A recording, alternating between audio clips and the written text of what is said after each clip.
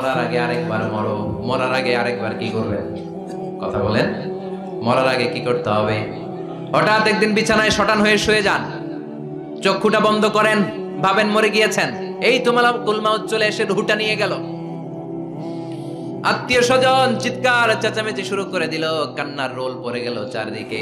মাইকের মধ্য দিয়ে, মসজিদের মাইকে অ্যানাউন্স হয়, অমুক এলাকার নিবাসী অমুক ভাই আমাদের মধ্যে দুনিয়ায় নাই, তার জানাজা হবে এশার নামাজের পর। সবাই এসে রুহের মাগফিরাত করেন। সবাই আপনারে দেখতে আসবে, কেঁদে কেঁদে লোকজন আপনারে কবর দিতে আসবে। চিল্লায় বলেন ঠিক কিনা? কেঁদে কেঁদে সবাই আসবে, দেখার জন্য আসবে। ছেলেগুলো কাঁদবে, স্ত্রী কাঁদবে, বাবা মা কাঁদবে, বন্ধু বান্ধব কাঁদবে। আর ঘরের মধ্যে রাখা হবে না। এবার আপনাকে গোসল দেওয়ার পালা। চক্ষু বন্ধ করে চিন্তার দরকার আছে না নাই? কথা বলেন। হঠাৎ করে, হঠাৎ করে শুনবি একদিন আমার মৃত্যুর খবর। কেঁদে কেঁদে আসবে সবাই দিতে আমায় কবর, দিতে আমায় কবর। ঠিক কি না? একটু চোখটা বন্ধ করে ভাবেন, আপনাকে গোসল দেয়া হবে, জামাগুলো খোলা হবে। এত টাকা দিয়ে যে দামি গোসলখানা টাইলস লাগিয়ে ঘরে বানালেন, আপনার শেষ গোসলটা কি ওই দামি গোসলখানায় হবে? লাশ যেখানে ধোয়া হয় ওই জায়গায় ধোয়া হবে। আপনাকে কাফন পরানো হবে। আপনার কলিজার টুকরা ছোট বাচ্চাটারে বলা হবে, আব্বু দেখে যাও, তোমার বাবারে শেষবারের মতো দেখো। আপনার বাবা মা শেষবারের মতো একটা নজর দিয়ে আপনার চেহারাটা দেখে নিবে। বন্ধু বান্ধবরা শেষবারের মতো একবার আপনারে দেখে নিবে। জানাজার জায়গায় নেওয়া হবে। হবে না এই ঘটনাটা আমাদের? হ্যাঁ, হবে কি না? হাজার হাজার মানুষ শেষ বিদায় দেওয়ার জন্য আসবে। চারটা তাকবীর দিয়ে ইমাম নামাজ শুরু করবে। আল্লাহু আকবার, আল্লাহু আকবার, আল্লাহু আকবার, আল্লাহু আকবার বলে নামাজ শুরু করবে। নামাজ শেষ। এবার পালকিতে করে কবরে যাওয়ার পালা। যেতেই হবে, যেতেই হবে। পালকিতে করে লোকজন নিতে শুরু করবে। কবরস্থানের ওই জায়গায় যেখানে মানুষ বছরে মানুষ না মরলে যায় না, ওই গহীন নিঝুম কবরস্থানে ঢুকানো হবে। পালঙ্ক থেকে নামিয়ে আপনার জন্য করে রাখা আগ থেকে কবরটার মধ্যে শুইয়ে দেয়া হবে। উপরে বাঁশ দিয়ে ছাউনি, শেষবারের মতো সবাই দেখে বাঁশের ছাউনির উপরে মাটি চাপা দিবে। ঠিক কিনা? চলে যাবে সবাই, কেউ নাই, অন্ধকার, শুধু অন্ধকার। এই অন্ধকার যেন শেষ হতে চায় না। এই ঘটনা ঘটবে না আমাদের? কথা বলেন, ঘটবে কিনা? এজন্য মরার আগে এগুলো চিন্তার দরকার আছে না নাই? মরার আগে আরেকবার মরার দরকার আছে না নাই? এজন্য রব্বুল আলামিন বলেন, বাল তুসিরুনাল হায়াতাদ দুনিয়া ওয়াল আখিরাতু খায়রুন ওয়া আবকা। এই দুনিয়ার জীবনটাকে তোমরা আসল জীবন মনে করো, এটা আসল জীবন নয়। আসল জীবন হলো কবরের জীবন। চিল্লায় বলেন ঠিক কিনা? আল্লাহ তোমার এই দুনিয়া, আল্লাহ তোমার এই দুনিয়ায় কেউ আসে কেউ চলে যায়, তবু তোমার ভয়ে কারো কাঁদে না হৃদয়। এই দুনিয়াতে আমার বদলে গেল মন।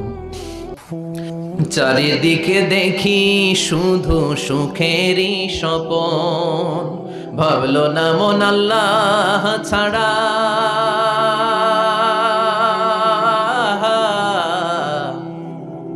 ভাবলো না মন আল্লাহ ছাড়া নেই কোনো উপায়, তবু তোমার ভয়ে কারো কাঁদে না হৃদয়। ঠিক কিনা? আসে আর চলে যায়। প্রতিদিন মাইকে অ্যানাউন্স শুনি, অমুক এলাকার অমুক লোক নাই। দাদা গেল, বাবা গেল, বড় ভাই গেল, আত্মীয় স্বজন গেল, আমাকেও যেতে হবে। এই চিন্তা মাথায় নাই। চিল্লায় এখন ঠিক কিনা? এজন্য লাইফটা হলো one time, one chance. Second কোনো চান্স আপনাকে দেয়া হবে নাকি? কাফেররা বলবে ইয়া রাব্বি আরেকটা সুযোগ দেন, লাউ আন্না লানা কাররা ইয়ানি মাররা, আল্লাহর একটা সুযোগ যদি পেতাম দুনিয়াতে ভালো করে আসতাম। আল্লাহ বলবেন ইন্নাহা কালিমাতুন কাইলুহা, এটা শুধু তাদের মুখের কথা, তাদেরকে আবার সুযোগ দিলেও তারা কিচ্ছু করবে না। চিল্লায় এখন ঠিক কিনা? এজন্য একটা চান্স আমরা পেয়েছি, এই দুনিয়ার ওয়ান চান্সে আমরা ভয় পাবো একজনকে। চিল্লায় বলেন তিনি কে? এজন্য যেতে আমাদেরকে হবে। এই মরণ থেকে পালানোর কোনো সুযোগ কেউ পালাতে পারে নাই। এই মরণ হলো আখিরাতের প্রবেশদ্বার। মরণ নামক পালকিতে চড়ে আমরা কবরের ভেতরে ঢুকি। মরণ হলো প্রথম পর্ব, কবর হলো দ্বিতীয় পর্ব। জোরে কোন ঠিক কিনা? এজন্য বিশ্বনবী বললেন আল কবর রাউদাতুম মিন রিয়াদিল জান্নাহ আও হুফরাতুম মিন হুফারিন নার। কবর হলো কারো জন্য জান্নাতের বাগান, কারো জন্য জাহান্নামের গর্ত। আমরা বলি আল্লাহ আমাদের কবরটারে জান্নাতের বাগান বানাও। আর জোরে পড়েন আমিন। আবার বিশ্বনবী বললেন ইন্নাল কবরা আউয়াল মানজিল মিন মানাজিলিল আখিরাহ। কবর হলো আখিরাতের মঞ্জিলগুলোর প্রথম মঞ্জিল। আখিরাতে একটার পরে একটা অনেকগুলো স্টেশন আপনাকে পার হতে হবে। প্রথম স্টেশনটার নাম হলো কবর। প্রথম স্টেশনের নাম কি? এই কবর নামক স্টেশনে যদি আপনি মাফ পেয়ে যান, সামনের সব স্টেশনগুলোতে মাফের ব্যবস্থা করবে কে? আল্লাহ। আর কবর নামক স্টেশনে যদি ধরা খেয়ে যান, আপনার মায়ের আছে না নাই?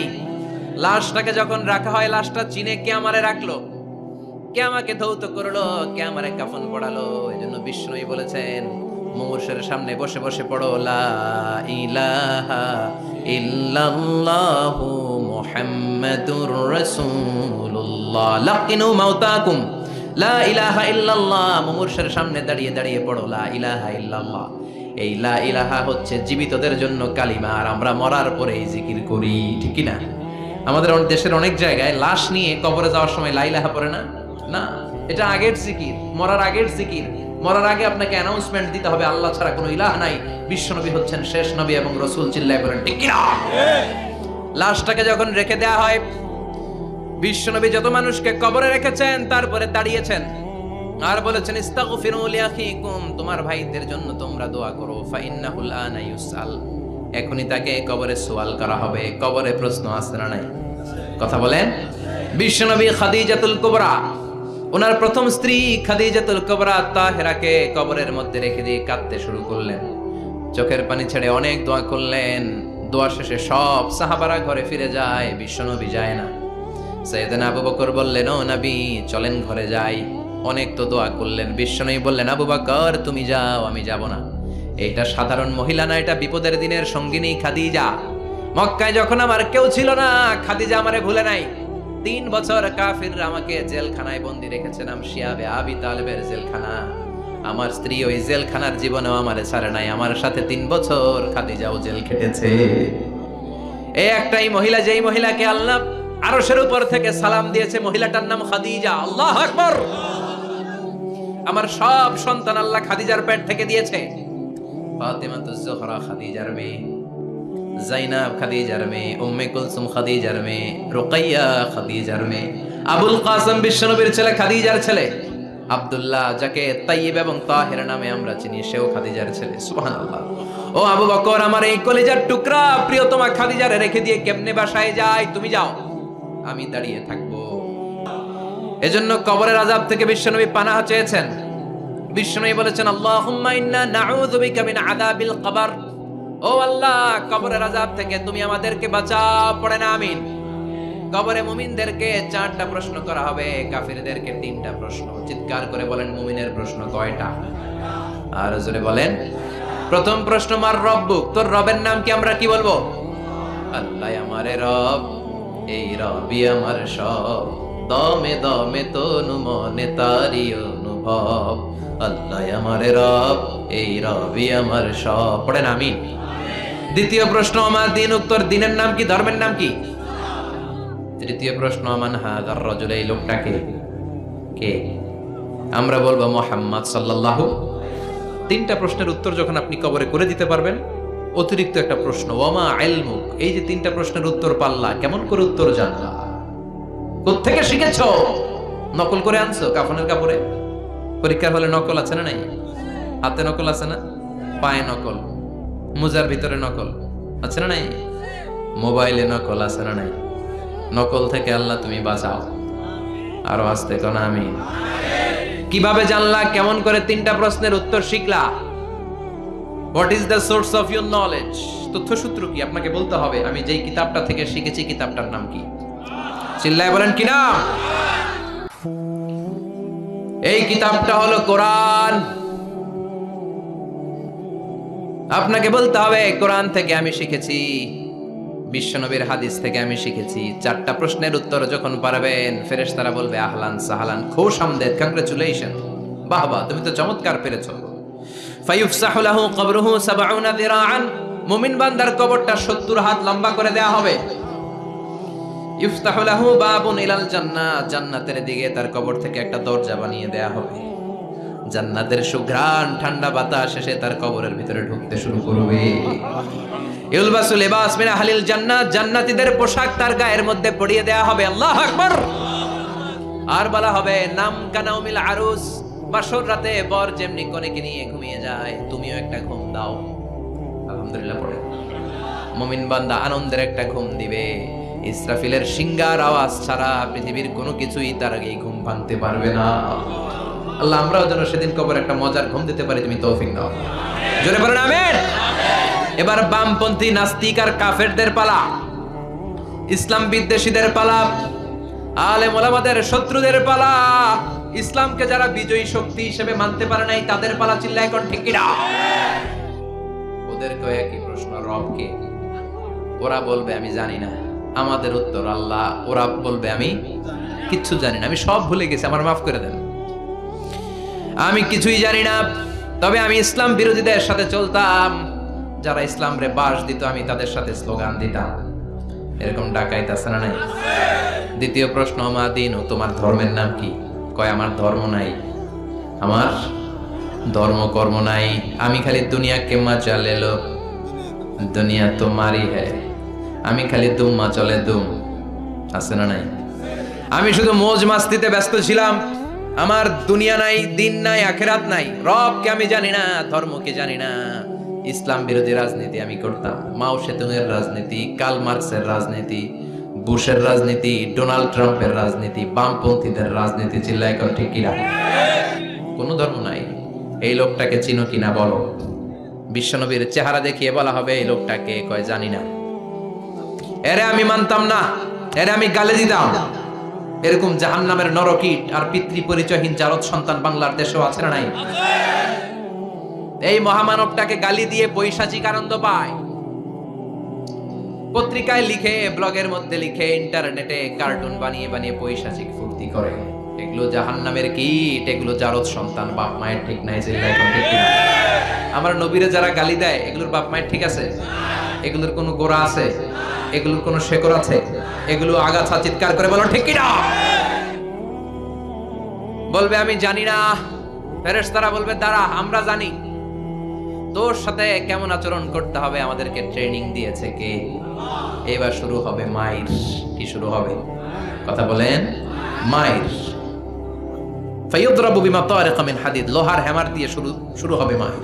এক একটা হ্যামারের বাড়িতে মাথাটা ফেটে চূর্ণ বিচূর্ণ হয়ে যাবে, দেহটা জমিনের ভেতরে 70 গজ দেবে যাবে। ওর চিৎকারে কবরস্থানটাও থারথার করে কাঁপবে। আবার জমিনকে বলা হবে ইলতাইমি, চাপা দে। জমিনে ঢুকে যাওয়ার পরে জমিনের এপাশ থেকে একটা চাপা, মাটি চাপা, বাম দিক থেকে মাটি চাপা, 2 চাপায় ডান দিকের পাজর বায়ে চলে যাবে, বাম দিকের পাজর ডানে চলে আসবে। ওর চিৎকারে কবরস্থানটা থারথার করে কাঁপবে। আল্লাহ এই ধরনের পরিস্থিতি থেকে তুমি আমাদেরকে বাঁচাও। আরো চিৎকার করে করে বলেন আমিন। এই জন্য কবরের এই প্রস্তুতি নেওয়ার দরকার আছে না নাই? কোরআনের পক্ষে থাকার দরকার আছে না নাই? ইসলামের পক্ষে থাকার দরকার আছে না নাই? ইসলামী আন্দোলনের সাথে থাকার দরকার আছে না নাই? ইসলামের বিজয় চাওয়ার দরকার আছে না নাই? যে লোক ইসলামের বিজয় চায় না, যে লোক চায় না ইসলাম দিয়ে দেশ শাসিত হোক, যে লোক চায় না কোরআনটা সংসদ ভবনে নেতৃত্ব দেয়, তার অন্তরে ঈমান থাকতে পারে নাকি? চিল্লায় বলেন পারে? যে ঈমান প্রয়োজনে, উখিয়াতে নাই, উখিয়াতে মাজার আছে নাকি? সাগর পারে এগুলো থাকে, এগুলোর সাথে ইসলামের সম্পর্ক আছে? কথা বলেন আছে? যে ঈমান খাজার নামে মাজার গড়ে ফুলুস কামাই, যে ঈমান শিরকিয়াতের আমল করে ভীত না হয়, যে ঈমান বাস্তবে নাই, যে ঈমান ময়দানে নাই, মুখে শুধু কথার কলি, কি করে তারে বলো ঈমানে বলি, কি করে তারে বলো ঈমানে বলি, কি করে তারে বলো ঈমানে বলি। চিল্লায় বলেন ঠিক কিনা? এজন্য ঈমানের দাবি হচ্ছে অন্যায়কে প্রতিরোধ করতে হবে, হকের পক্ষে থাকতে হবে। কোরআনের রাজনীতি নিজ চোখে দেখে ইসলামকে সংসদ ভবনের উপরে কালিমার পতাকা পতপত করে দেখার স্বপ্ন অন্তরে থাকতে হবে। চিল্লায় কোন ঠিক কিনা? এটাই তো মুমিন, যে ইসলামকে বিজয়ী শক্তি হিসেবে দেখতে চায়, যে কোরআনের আইন চায়, যে কোরআনের রাজ চায়। চিল্লায় বলেন ঠিক কিনা? এজন্য আমরা আল্লাহর কাছে কামনা করি, আল্লাহ তুমি আমাদেরকে ঈমানের মৃত্যু দাও, তুমি আমাদেরকে কবরের সব প্রশ্নগুলো সহজ করে দাও। পড়ে না আমি, আরো জোরে পড়ে না আমি। এজন্য আল্লাহ বললেন বাল তুসিরুনাল হায়াতাদ দুনিয়া ওয়াল আখিরাতু খায়রুন ওয়া আবাকা। ও আমার গোলাম, দুনিয়ার এই জীবনটাকে তোমরা আসল জীবন মনে করো, এই জীবন কিন্তু আসল জীবন না। আসল জীবন হলো আখিরাতের জীবন। কোন ঠিক কিনা? এই জন্য মৃত্যু থেকে যতই পালাও, পালিয়ে বেঁচে থাকতে পারবা নাকি? পারা যাবে? চিল্লায় বলেন। কোন নবীরা পারছে? আদম আলাইহিস সালাম মৃত্যু থেকে বেঁচে গেছে না? মরছে? কথা বলেন না। উনি পৃথিবীর একমাত্র মানুষ যিনি জানতেন যে উনি কতদিন বাঁচবেন। সুবহানাল্লাহ পড়ো। উনি জানতেন উনি কতদিন বাঁচবেন। কেন আল্লাহ জানালেন? এর কারণ মৃত্যু কি এটা উনি জানেই না, কেমনে মরে দেখেই নাই, কষ্ট কি জানে না। আমরা আমাদের দাদাকে মরতে দেখেছি, বাবাকে মরতে দেখেছি, মামাকে মরতে দেখেছি, মরণের কত কষ্ট আমরা দেখি, এজন্য ভয় আছে না নাই? আদম আলাইহিস সালামের দাদা আছে নাকি? বাবা, মামা, খালু, শালা আছে নাই? এজন্য মৃত্যু যে কেমন এটা উনি জানতেন না। এজন্য আল্লাহ জানিয়ে দিলেন, আদম পৃথিবীতে তুমি 1000 বছর বাঁচবা। আলফু সানা। লাম্মা খালাকাল্লাহু আদাম ওয়া কানা তুলুহু 60 যিরাআন। বুখারীর বর্ণনা, সাইয়েদনা আদম আলাইহিস সালামকে বানানোর পরে আল্লাহ 60 হাত লম্বা বানালেন। কয় হাত? জোরে বলেন, আরো জোরে। 60 হাত লম্বা। এরপরে ওনার ঔরসে পৃথিবীতে যত নারী আসবে, পুরুষ আসবে, রূহের জগতে সবগুলো রূহকে বসিয়ে দিলেন বৈঠকে। সুবহানাল্লাহ। বিশাল কনফারেন্স রুম। আমরাও ছিলাম না? আমাদের রূহটাও ছিল। সাইয়েদনা আদম বললেন, আল্লাহ এরা কারা? আল্লাহ বললেন, আদম এগুলো সব তোমার সন্তান। সাইয়েদনা আদম অবাক দৃষ্টিতে, অপলক নয়নে নিজের সন্তানদের রূহগুলো দেখতেছিলেন। দেখতে দেখতে হঠাৎ একটা রূহকে ভালো লেগে গেল। বললেন, আল্লাহ এটা কার রূহ? আল্লাহ বললেন, এটা দাউদ আলাইহিস সালামের রূহ। পড়েন সুবহানাল্লাহ। আল্লাহ এটাকে দেখতে বড় ভালো লাগে, কার রূহ? এটা তোমার ছেলে নবী হবে, নবী দাউদের রূহ। কাম উমরু, আল্লাহ দুনিয়াতে সে কয়দিন বাঁচবে? আল্লাহ বললেন, 40 সানা, 40 বছর। কয় বছর? সবাই বলেন কয় বছর? 40 বছর। সাইয়েদনা আদম বললেন, মাবুদ আমার এত সুন্দর কলিজার টুকরা সন্তান দাউদ আলাইহিস সালামকে দুনিয়াতে মাত্র 40 বছর আপনি কেন দিলেন? আল্লাহ প্রথম মানুষ এবং নবী হিসেবে আপনার কাছে ফরিয়াদ করি, আমার ছেলে দাউদের বয়স বাড়ায়া দেন। আল্লাহ কয় না, হাদা কদ কুতিবা, এটা লেখা হয়ে গেছে। রুফিআতিল আকলাম ওয়া জাফফাতিস সুহুফ, লিখে ফেলছি, কালি শুকায় গেছে, এটা চেঞ্জ করা যাবে? সাইয়েদনা আদম বললেন, আল্লাহ আমি বাঁচবো কয় বছর? কয় তুমি থাকবা কয় বছর? আলফু সানা, 1000 বছর। মনে আছে? আল্লাহ আমার 1000 বছরের দরকার নাই, আমি আমার 1000 বছর থেকে 60 বছর আমার ছেলে দাউদরে আমি দিয়ে দিলাম। আদম আলাইহিস সালামের 1000 বছর থেকে 60 বছর যদি দান করে দেয়, ওনার আর কত রইল? 940। আর 60 বছর যদি দাউদ নবীর 40 বছরের সাথে যোগ দেয়া হয়, উনি পেলেন কয় বছর? 100। সাইয়েদনা আদম পৃথিবীতে আসলেন, এসে থাকতে শুরু করলেন। দিন গড়িয়ে রাত আসে, মাস গড়িয়ে বছর আসে, বছর যায় বছর আসে। ঠিক 940 বছর পর মালাকুল মাউত আদম আলাইহিস সালামের কাছে আসলেন। বললেন, আনা মালাকুল মাউত উকিলা বিকুম, আপনাদের জন্য আল্লাহ আমাকে বানিয়েছে রূহ কবজ করতে। ও আদম, আবুল বাশার, পৃথিবীর প্রথম মানব, প্রথম নবী, আপনার সময় শেষ, রেডি হন। কি হন? খেলা শুরু হবে, এখনই রূহ কবজ করে নিয়ে যাব। সাইয়েদনা আদম বলে, এখন আসছো কেন? আমার আরো 60 বছর বাকি আছে।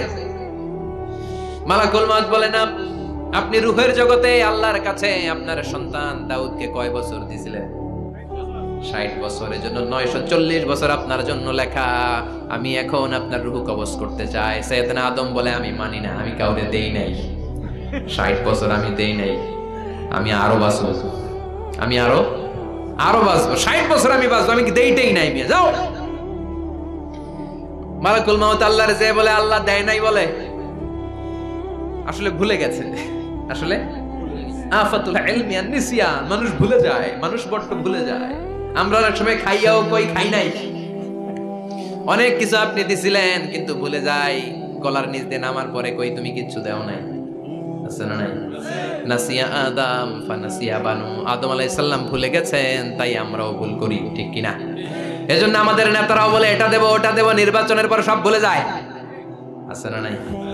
ওই যে আদম আলাইহিস সালাম ভুলছে, আমরাও ভুলে যাই। ওনাদের দোষ কি? ভুলে যায়, বেমালুম ভুলে যায়। আল্লাহ বললেন মালাকুল মাউত আর জোরাজুরি করো না। 940 নয়, ঠিক 1000 বছর পরে আদমের কাছে যাবা। আমি আমার আদমের ভাগ্যে এই জিনিসটাই রেখে দিয়েছিলাম রে মালাকুল মাউত। আমি আগ থেকে এটাই রেখেছি, আমি জানতাম সে ভুলে যাবে। চিল্লায় কোন সুবহানাল্লাহ। তার মানে পৃথিবীর সবচাইতে লম্বা মানুষ, 60 হাত লম্বা, এত শক্তিশালী আদম আলাইহিস সালাম শ্রীলঙ্কাতে প্রথম নেমেছিলেন। এক লাফ দিলে আধা মাইল চলে যেতেন। সুবহানাল্লাহ। কি লম্বা মানুষ, থাকতে পারছে? কথা নাই। ঘুমে ধরছে? শেষ করে দেই। হ্যাঁ, আরো কয়েক মিনিট চলবে? চলবে চলবে। তাকবীর দেন, লিল্লাহি তাকবীর। আদম আলাইহিস সালাম চলে গেলেন। ওনার পরের নবী ইদ্রিস আলাইহিস সালাম, উনি মরে নাই। ইদ্রিস আলাইহিস সালাম মরছে, কে বলছে? উনিও মরেছেন। তবে ওনার মৃত্যুর আজীব এক ঘটনা আছে, অনেক লম্বা কথা। এক ফেরেশতার সাথে ওনার বন্ধুত্ব হয়েছিল। বলেছিলেন আমি আকাশ দেখতে চাই, আল্লাহর কাছে অনুমতি চাই। আল্লাহ বলল ঠিক আছে, ইদ্রিসকে আকাশে ঘুরাও। প্রথম আকাশে ঘুরলেন, দ্বিতীয় আকাশে ঘুরলেন, তৃতীয় আকাশে ঘুরলেন, চতুর্থ আকাশে ঘুরলেন। ইন দ্য মিন টাইম চতুর্থ আসমানে মালাকুল মাউত পৃথিবীর দিকে নেমে আসছিল। ওই ফেরেশতা বলে মালাকুল মাউত আপনি কই যান? মালাকুল মাউত বলে একটু আগে আল্লাহ ফরমান জারি করেছে, চতুর্থ আসমানে আমার নবী ইদ্রিসের রূহ কবজ করো। সুবহানাল্লাহ। আমি বললাম আল্লাহ আপনার পাঠানো নবী সাইয়েদনা ইদ্রিস থাকে দুনিয়ায়, চতুর্থ আসমানে পামু কই? আল্লাহ কয় কথা নাই, দৌড় দে। আমি দৌড় দিলাম, এসে দেখি ইদ্রিস আলাইহিস সালাম এখানে রেডি। সুবহানাল্লাহ। ওয়া রাফা'নাহু মাকানান আলিয়্যা। ইদ্রিস আলাইহিস সালামের রূহ কবজ দুনিয়ায় হয় নাই, চতুর্থ আকাশের মধ্যে হয়েছে। একটু চিৎকার করে পড়বেন সুবহানাল্লাহ। এরপরে সুলাইমান আলাইহিস সালাম, উনি তো মরে নাই, মরছে। উনি জিন চালাইতো, উনিও মরবে। শক্তিশালী একজন নবী ছিল। উনি মালাকুল মাউতকে বলেছিলেন মালাকুল মাউত আমার মৃত্যুর সুয়াইয়া সামান্য কিছু আগে আমারে বইলো, আমার একটা কাজ আছে। মালাকুল মাউত মৃত্যুর কিছু সময় আগে এসে বলল সুলাইমান টাইম ইজ আপ, সময় শেষ, অল্প কিছু সময় বাকি, কি করবেন করেন। সাইয়েদনা সুলাইমান জিনদেরকে ডাকলো, ও জিনেরা, বিশাল একটা প্রজেক্ট আছে, প্রজেক্টে কাজ শুরু করো। আর কিছু জিনকে বলল চারদিকে গ্লাস ফিটিং করা একটা রুম বানাও। সাইয়েদনা সুলাইমান আলাইহিস সালাম গ্লাস ফিটিং করা রুমের ভেতরে ঢুকলেন। এই রুমে ঢোকার দরজা নাই, হাতে একটা লাঠি নিলেন। কি নিলেন? লাঠির মধ্যে ভর করে দাঁড়িয়ে রইলেন আর জিনদের দিকে তাকিয়ে রইলেন। জিনেরা এত বদমাশ ছিল, সাইয়েদনা সুলাইমান দাঁড়িয়ে না থাকলে কাজ করতো না। ছিল ফাঁকিবাজ, কি ছিল? দাঁড়ায় না থাকলে আজও লোকজন কাজ করতে চায় না, ঠিক কি না? মালিক দাঁড়ায় থাকলে ঠিকই কাজ হয়ে যায়। সুলাইমান আলাইহিস সালাম লাঠির মধ্যে ভর দিয়ে দাঁড়িয়ে রইলেন আর বললেন কাজ করো। জিনেরাও কাজ শুরু করলো। ওদিকে মালাকুল মাউত এসে বলে, ও সুলাইমান সময় তো শেষ। সুলাইমান বলে সমস্যা নাই, রূহ কবজ করো। উনি লাঠির মধ্যে ভর দিয়ে দাঁড়িয়ে রইলেন। গ্লাস ফিটিং করা রুমের ভিতরে কোরআন সাক্ষী। মালাকুল মাউত ওইভাবে লাঠিতে ভর দেওয়া অবস্থায়, দাঁড়ানো অবস্থায় সাইয়েদনা সুলাইমান আলাইহিস সালামের রূহ কবজ করে নিলেন।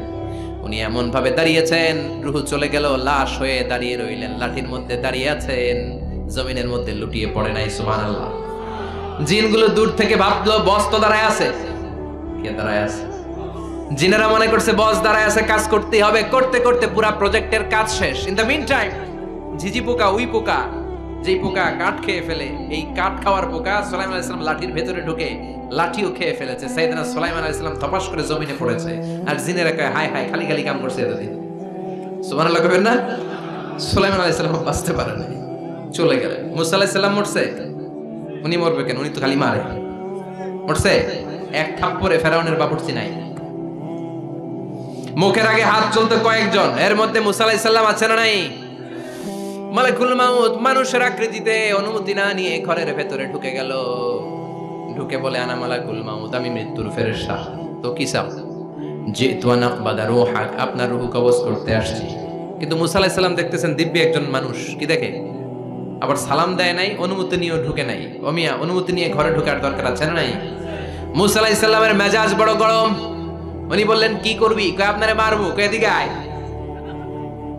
মালাকুল মাউত মনে মনে ভাবে, এতদিন সব মানুষগুলো আমারে দেখলে দিত দৌড়, আজকে মনে হয় আমারে দিতে হবে দৌড়। এক পা গায়ে দুই পা পেছায় সাহস করে সামনে গেলেন। আবার মুসা আলাইহিস সালাম দিলেন এরকম থাপ্পড়। ফাসাক্কাহু ফাফাকু আইনা, বুখারীর বর্ণনা, এক থাপ্পড়ে চোখ নাই। ঠিকই মালাকুল মাউত দৌড়, এক দৌড়ে আল্লাহর কাছে। আল্লাহ বললেন, রাখো, এটা মুসা আলাইহিস সালাম, তার মেজাজ বড্ড গরম, আমাকে কথা বলতে হবে। আল্লাহ বললেন, মুসা, বুখারীর বর্ণনা, গরুর পিঠের উপর হাত রেখে দাও। রাখা হলো। তোমার হাতের নিচে গরুর যত পশম, প্রত্যেক পশমের বিনিময়ে এক এক বছর করে হায়াত বাড়িয়ে দিলাম। মুসা আলাইহিস সালাম অনেক চালাক নবী। উনি বললেন, আল্লাহ, আমার হাতের নিচে যদি গরুর 2000 পশম থাকে, তার মানে 2000 বছর হায়াত বাড়িয়ে দিলেন, কিন্তু এক্সট্রা হায়াত যখন শেষ হয়ে যাবে এরপরে কি হবে? আগে ওইটা বলেন। আল্লাহ বললেন, সুমাল মাউত, তারপরে তো মুসা মরতেই হবে, আসতেই হবে। সাইয়েদনা মুসা আলাইহিস সালাম বললেন, ফাল আনা, তাহলে আর দেরির দরকার নাই, এখনই আমি আপনার কাছে চলে যেতে চাই। মালাকুল মাউত মুসা আলাইহিস সালামের রূহ নিয়ে উড়াল দিলেন। সুবহানাল্লাহ। বাঁচতে পারছে? বিশ্বনবী মরে নাই, উনি ইন্তেকাল করেছেন। চিল্লায় এখন, ঠিক কিনা?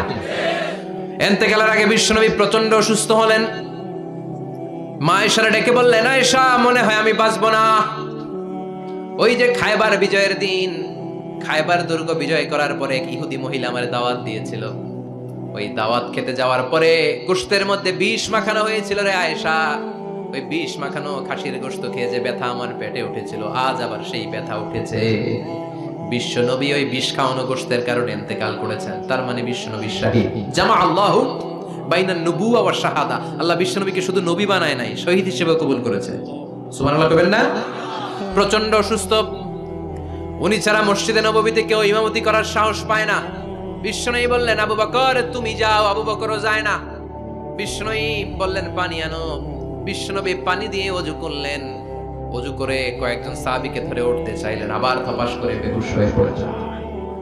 বিশ্বনবী উঠতে পারে না। আবার বললেন, ঠান্ডা পানি আনো। পানির ভেতরে বিশ্বনবী 2 হাত ঢুকিয়ে দিয়ে ঠান্ডা ভিজা হাত দিয়ে চেহারার মধ্যে মাসে করলেন আর বললেন, ইন্নালিল মাউতি লা সাকারাত, হায়রে মৃত্যুর কি যন্ত্রণা, হায়রে মৃত্যুর যে কি কষ্ট।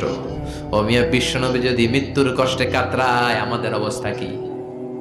আমাদের নসিবে কি আছে? আল্লাহ তুমি বাঁচাও, পড়ে না আমি। বিশ্বনবী কাঁদছেন, সাহাবারা একের পর এক দেখতে আসে, কান্নার রোল পড়ে গেল চারদিকে। বিশ্বনবীর কলিজার টুকরা নয়নের পুটুলি সাইয়্যিদাতুনা ফাতিমা বিশ্বনবীর কান্না সহ্য করতে পারে না।